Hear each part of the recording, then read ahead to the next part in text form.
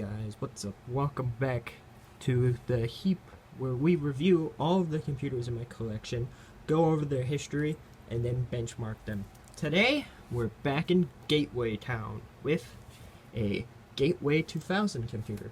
Specifically, according to the model sticker on the back, this is a Gateway P55C-233. At least I think it is. This was our old family computer that, once it was replaced, was left in the basement to rot, then was given to me.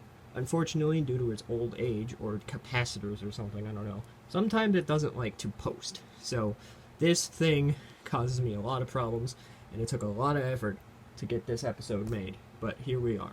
So, let us begin a review of the back of the computer. Here is the Gateway 2000 logo, Pentium MMX sticker. This computer is equipped with a Pentium MMX clocked at 233 megahertz. Here is a thing describing the power states.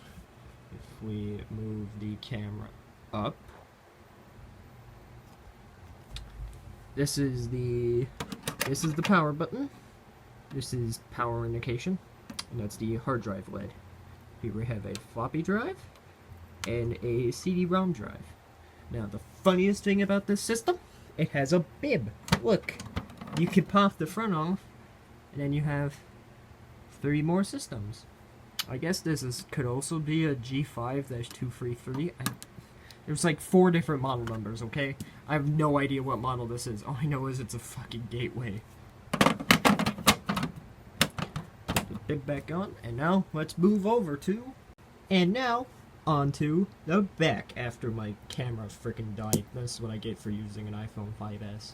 Anyway, here we have a power supply of unknown wattage, some model information. Right here is where I got P55C-233 from. So I assumed that's what the model is until we saw that model number in the front. So I could be entirely wrong. Who knows what this thing is? Anyway, let's move right on down to rear I/O. Like the previous Gateway, we have PS2 keyboard port, PS2 mouse port, 2 USB ports. This is really early USB, because this shipped with Windows 95. This is our serial port, printer port, VGA port, but we're not actually using this. This is for the built-in ATI all-in-one or whatever, it's not good. Sound, or audio out, top is speaker, I believe that's line in, this is microphone, and also game port. Those are powered by an Ensoniq audio PCI chipset. It's nothing special, it's just built-in audio of the 90s. If we move the camera down even more, this Ethernet port is a D-Link DFE 530TX Plus network card. This VGA port is what we actually use. That is an ATI Rage XL with 8 megabytes of VRAM. And if you look at the very bottom, that's our hard drive. In fact, if we go ahead, pull it out, this is an 8 gigabyte compact flash card. When I got this system working again, all of my other larger IDE hard drives would not properly detect. This was the only drive I could get to detect, probably because it's so small. So that's the drive. It lives in there. It just lives in a compact flash 2 IDE adapter board. Now, let's get the case open, and I'll show you the inside. Welcome to the inside of the computer. Starting off, this is our power supply of unknown wattage. It probably says it on the other side, but I don't want to take this bloody thing out to find out. This is our CD-ROM drive, and under that is a floppy drive. Moving the camera and flashlight down some, you can see the rest of the system. These green fins are our Pentium MMX, clocked at 233 megahertz. Here is our 128 megabytes of RAM in 2 sticks. This ATI logo is not the chipset we're using. This is the onboard video, and the fine print on it says it is a 3D Rage 2. so it's nothing special, but it is bad compared to the card we replaced it with. These two PCI cards over here. This top one is the network card, and the one under it is the video card, the 8MB ATI Rage XL. This gray cable is our CD audio cable from the CD-ROM drive down to the built-in audio. And all the way at the bottom, this is our CF to IDE adapter where our CF card hard drive goes. So, that's the tour of this current system configuration. What I meant to say was we're going to show the boot up procedure first, not the benchmarks. So, let's go watch the boot up procedure of this computer.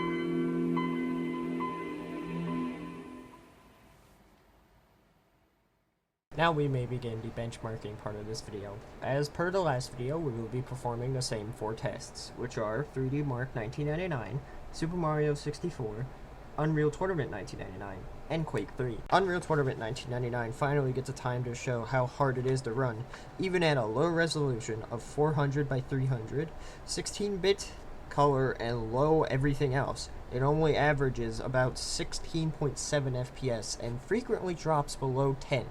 While it technically is playable, I wouldn't recommend playing UT99 on this computer, because in general, the menus are also extremely sluggish, and the game is not that fun to play at such a low FPS. So, if it can't run Unreal Tournament, can it run Quake 3? Well, I was hopeful we might get some decent results in Quake 3. Unfortunately, it's a hard fail. Trying to start Quake 3 results in an OpenGL context error and the game does not start. Super Mario 64 is also unfortunately a non-starter. You can run the game, but you get less than 1 FPS. The menus are all super slow, and even when you get into the opening cutscene with Princess Peach and the letter, it still runs extremely slowly. And it also reviews texturing problems. So I'm sure there would be more if we were able to get into the game, but with such a low frame rate, it's just not playable. Next up is 3D Mark 1999, where, unlike the last computer we looked at, it struggles hard. The settings used for this test are shown on the sidebar in the picture. The first test doesn't actually run too bad, but it is noticeably slower than the previous Pentium 2 system. All the other tests don't fare that much better. In fact, 3 tests were actually skipped due to the hardware not supporting it. Because of this, we only landed a score of 849 marks after a 9-minute and 38-second total test time. Not that great of a performance from this system. As shown by the benchmarks, this computer struggles with late 90s games and benchmarks. So, how about we give it a second chance? Let's give it a 5th test of a game it can actually run. And I know just a game to let it try and play. If you think you know racing games, you ain't seen nothing yet. Microsoft Monster Truck Madness! That's right, we're throwing Microsoft Monster Truck Madness at this computer, a game straight out of 1996. Era appropriate for this computer, running in the normal graphics preset with acceleration on. I am pleased to report this game runs flawlessly. You couldn't even tell this computer would struggle in the other benchmarks. It runs beautifully, there's no frame drops that I can tell, no stutters, nothing. Just perfectly playable monster truck action. even if I am kind of terrible at this game, it's still fun to see this computer blow past expectations in any sort of game. You have rejoined me in front of the computer after the benchmarking section. As you can tell, this computer is not that good at keeping up with mid to late 90s games. Well, not really mid, because mid would be like 96 or 95. This computer is pretty good at playing Windows 95 era early 3D accelerated games, as shown by Microsoft Monster Truck Madness. I specifically chose that game because I knew I was going to need an era game to show this computer is good at running certain games. I just had to run all of my other tests so you could compare it to last episode's Gateway with a Pentium 2 and a Riva TNT. This goes to show how much computers have evolved in such a short time frame.